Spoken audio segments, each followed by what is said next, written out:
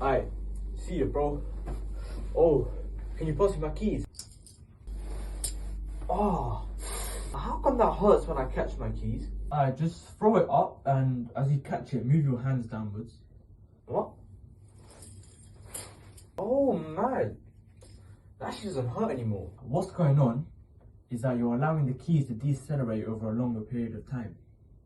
We know that force is equal to the rate of change of momentum. So if you increase the time that it takes for the keys to decelerate, the force exerted by your hand is lower, so you feel less pain. Last time we talked about momentum, and I'm now going to introduce you to a term called impulse. Impulse is simply the change in momentum, or the final momentum minus the initial momentum. So let's say you had a body of mass m moving at speed u, and then after an event it moves at a speed of v. The impulse, which is denoted by this delta sign, which means this change in momentum, is equal to mv minus mu. And again, you can factorize out the m to get m times v minus u. Now, this is a definition that a lot of people get wrong often. Impulse is simply the change in momentum. Now, when you look at the rate of change in momentum, it is going to simply be the change in momentum over the change in time, or your impulse over change in time. We know that this is going to be m times v minus u over t. And we know that from our Suvat equations, v minus u over t is equal to acceleration. So we can represent this by ma. And we know that ma is equal to the resultant force. So we can get an equation saying that change in momentum over time, change in time, is equal to force. And if we rearrange this, we can get that the change in momentum is equal to force times time. So if a force is exerted on a body over a period of time, the magnitude of that force multiplied by the time is going to result in the change in momentum of that body. Now, the units of force are newtons and the units of time are seconds. So the unit for change in momentum is newton seconds, or it can also be given as kilogram meters per second, as we saw last time. Now, to conceptualize this in a bit more detail, let's say I had a body moving at a speed of 20 meters per second and it weighs 15 kilograms. If I now exert a force of 10 newtons on this body for 5 seconds, now with this information, I can now work out the final velocity of this body, because we know that the change in momentum is equal to the final momentum minus the initial momentum, and that is equal to the force applied on the body multiplied by the time. And before you do any calculations involving momentum, particularly, you have to always state a reference direction. So I'm going to say that the right hand side direction is positive. Now, our final momentum is given by the mass of the body times its final speed. Well, we know the mass is 15, but we don't know what its final speed is yet. That's what we're trying to find out. So we can just label that as v. So the initial momentum is 15 kilograms times 20. Now we know a force of magnitude 10 newtons acts in the opposite direction of this body. And we've stated that the right hand side is the positive direction. So we have to say that this force is of minus 10 newtons because it's moving or acting in the opposite direction to the moving body, and it's been acting on it for 5 seconds. So now we can rearrange this equation and solve to find v. And we can get that v is equal to 50 over 3 meters per second, and we want to write this as a decimal form, so it's 16.67 meters per second. Now, this is not the only way to solve an equation like this. You could have straight away used F equals ma and then found out the acceleration of this body and then used a Suvat equation. They're both the same.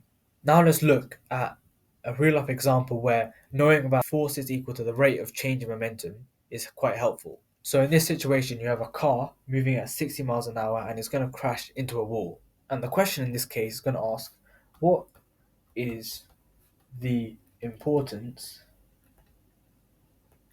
of an airbag in a car? We know that airbags are installed in cars. What is their purpose?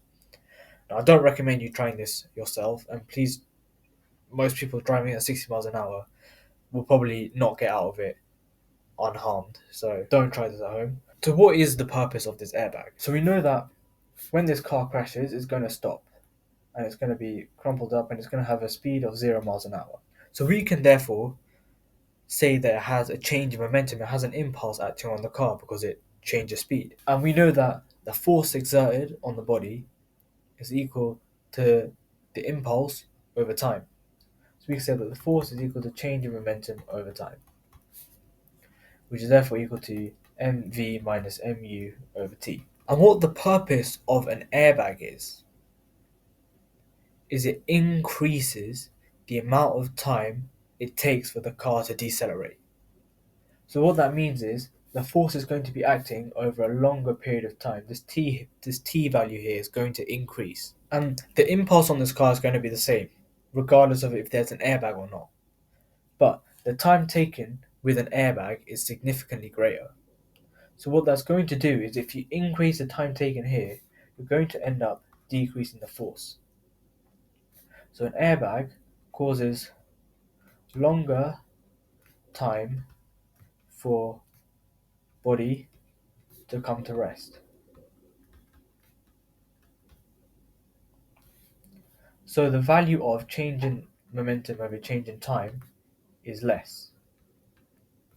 And therefore the force exerted is lower. That's why there's features in the car called the crumple zone, the airbag, and a seatbelt, because it increases the time taken for you to slow down, and it therefore reduces the force exerted on your body. So you're more likely to walk away with less serious injuries. The last thing I want to talk to you about is a force versus time graph. And these can have any shape whatsoever, and it could look maybe something like this. One thing that you have to bear in mind with a graph like this is you need to understand that the area under this graph is equal to our force multiplied by time, and we know from our equation that we just learned is the impulse. So the area given by this graph is equal to your impulse. So if a graph like this comes up in your papers, if they ask you to work out the impulse or the change in momentum, you can work out the area under this graph in the particular time range that is given in the question. So if the question said work out the impulse between 5 seconds and 10 seconds, you draw a line up here at each of the times and you find the area enclosed between these two times.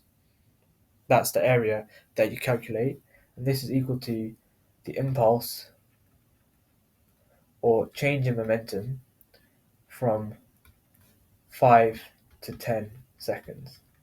I advise you to go look at some practice questions in order to help reinforce what you've learned today. It's a good way to understand how to apply the content and the equations.